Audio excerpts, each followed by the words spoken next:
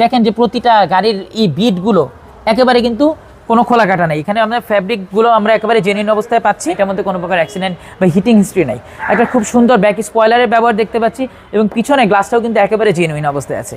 এসএসের বাম্পারটা পিছনে লাগানো আছে, যেহেতু একটা ইউজ গাড়ি আমরা একবারে অরিজিনাল কন্ডিশনে পেয়েছি। তো রাকিন ভাই আসসালামু আলাইকুম। ওয়ালাইকুম আসসালাম বাবু ভাই, কেমন আছেন ভাই? আলহামদুলিল্লাহ ভাইয়া। আপনার শোরুমের অ্যাড্রেস? আমাদের শোরুমের নাম হচ্ছে এজ মোটর কপ F46 মহাখালী আমতলী মেইন রাস্তার সাথে বনভবনের একটা বিল্ডিং আছে, ঠিক এটা পেছনে বিল্ডিং হচ্ছে আমাদের এজ মোটর কপের শোরুম।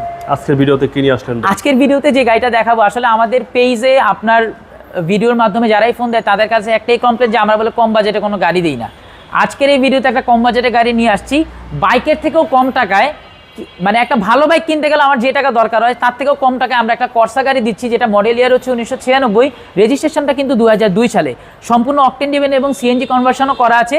যদিও গাড়িটা সাধারণত তেলেই চলে, একজন ডিফেন্স অফিসারের চালিত গাড়ি, সামনে পিছনের প্রতিটা গ্লাসই অরিজিনাল এবং একটা জেনুইন কন্ডিশন একটা কর্সা গাড়ি, সবচাইতে কম মূল্যে আজকের এই ভিডিওতে আপনার সামনে নিয়ে হাজির হয়েছে। আচ্ছা, পেপারস তো আপডেট? পেপার সম্পূর্ণ আপডেটেড আছে, স্মার্ট কার্ডের গাড়ি ভাইয়া। প্রথমত এই গাড়িগুলোর কিন্তু হেডলাইটগুলো যেটা অরিজিনাল থাকে এটা কিন্তু গ্লাসের থাকে, অর্থাৎ আপনার টোকা দিলে নখে ব্যথা পাবেন। তো এই গাড়িটা কিন্তু ক্রিস্টাল লাইটের ব্যবহার আমরা দেখতে পাচ্ছি। ঢাকা মেট্রো 13 সিরিয়াল টিকেটের নাম্বারটাও কত সুন্দর, 9727।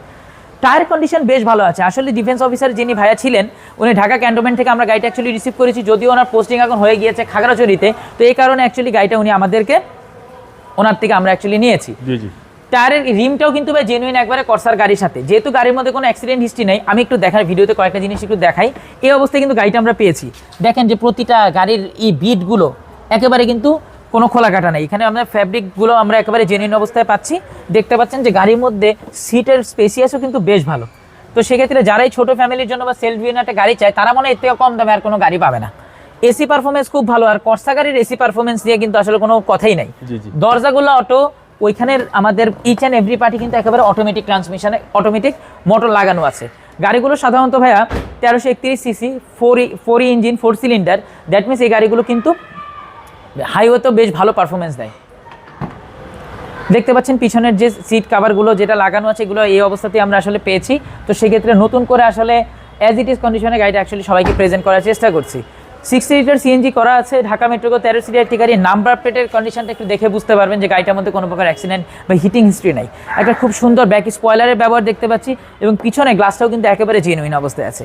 এসএসের বাম্পারটা পিছনে লাগানো আছে, যেহেতু একটা ইউজ গাড়ি আমরা একবারে অরিজিনাল কন্ডিশনে পেয়েছি, তো সেক্ষেত্রে আমরা কিন্তু গাড়িটাকে এইভাবেই রাখার চেষ্টা করেছি।